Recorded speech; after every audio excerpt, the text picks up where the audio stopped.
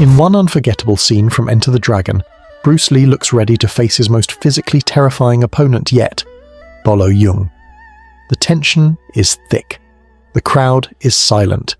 Two legends are about to collide, but then something strange happens. Bruce Lee never fights him. Instead, Bolo Yeung is redirected to battle one of Bruce Lee's comrades. The fight ends almost instantly, and just like that, one of the most anticipated showdowns in martial arts history never happens. But believe it or not, Bruce Lee was actually supposed to engage in a full battle against Bolo Yeung. So what really happened? Was this a last-minute change? Was Bruce avoiding a challenge? Or is there a deeper truth Hollywood never told us? Today we're uncovering the real story behind the so-called challenge, separating myth from reality, and answering the question fans have argued about for decades. Kung Fu versus Jeet Kune Do. What would really have happened if Bruce Lee fought Bolo Yeung? Don't blink. This story goes way deeper than the movie.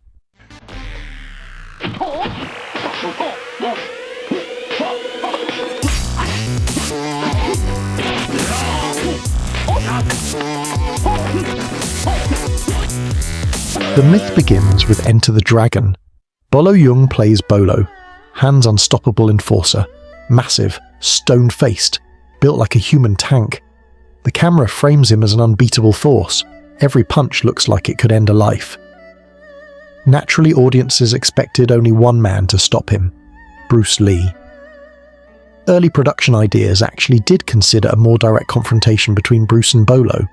From a storytelling perspective, it made perfect sense. The agile dragon versus the immovable mountain, speed versus raw power, philosophy versus brute force. But when the final cut arrived, the fight never happened. Instead, Bolo is defeated quickly by another fighter, a decision that confused fans and sparked decades of speculation. Why build up such a monster? Just to deny the showdown? That single choice planted the seed for one of martial arts cinema's biggest myths. Here's how the story evolved online. The rumor goes like this. Bolo Yeung challenged Bruce Lee in real life. Bruce refused. The fight was removed. End of story. It sounds dramatic, it sounds controversial, and most importantly, it sounds clickable. But there's one problem. None of it is true. No footage, no witnesses, no interviews, no production notes. Yet the myth exploded because people wanted it to be real. A bodybuilder versus the world's fastest martial artist. That's a fantasy debate too tempting to resist. But reality tells a very different story. In real life, Bruce Lee and Bolo Yeung were not enemies. They were friends. They trained together, lifted weights together, pushed each other in the gym. Both were regulars at bodybuilding gyms in Hong Kong, heavily influenced by Western strength training. Bruce Lee admired Bolo's discipline and work ethic. Bolo respected Bruce's speed, intelligence, and revolutionary approach to combat. There was no challenge, no rivalry, no ego battle. In fact, Bolo Yeung has repeatedly stated that Bruce Lee was far ahead of his time and that the idea of challenging him was absurd. So if there was no real-life conflict, why does the myth still exist? The real reason the Bruce versus Bolo fight didn't happen comes down to one thing: storytelling. Enter the Dragon was Bruce Lee's global introduction. Every fight served a purpose, showcasing his speed, demonstrating Jeet Kune Do, elevating Bruce as the ultimate threat. If Bruce struggled against Bolo, even briefly, it would shift the narrative. Instead, the filmmakers chose a smarter approach. Bolo destroys everyone else. Bruce defeats the real villain. The message was clear. Bolo represents raw, unthinking power. Bruce represents evolution. A direct fight wasn't necessary, because the film wasn't about muscles, it was about adaptation. Now let's address the question everyone actually cares about. If Bruce Lee and Bolo Yeung had fought, what would really happen? First, understand this. Bolo Yeung was incredibly strong, but he was not a competitive fighter at Bruce Lee's level.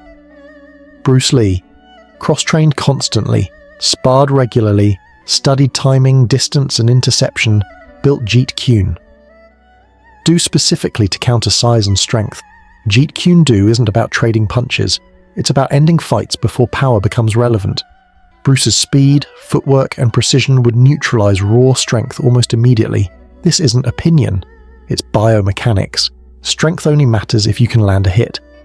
And Bruce Lee specialized in never letting that happen. Here's where most people get it wrong. They think Bruce Lee rejected strength. He didn't. Bruce lifted weights, used progressive overload, trained forearms, grip, and explosive power. What Bruce rejected was non-functional muscle. And ironically, Bolo Yeung understood that too. That's why the two respected each other. They weren't opposites. They were different expressions of discipline. The myth survives because people want a winner. But the truth is, both men already won. The idea of Bruce Lee versus Bolo Yeung refuses to disappear because it represents something deeper. Man versus monster. Mind versus muscle. Evolution versus tradition. Cinema turned that symbolism into spectacle. The internet turned it into a controversy. But history tells us the truth. There was no challenge, no refusal, no fear, only respect. So what really happened when Bolo Yeung challenged Bruce Lee? Nothing. Because the challenge never existed. The real battle wasn't between two men. It was between myth and reality. And now, you know the truth. If you enjoyed this breakdown, subscribe for more untold martial arts history, because legends deserve facts, not fiction.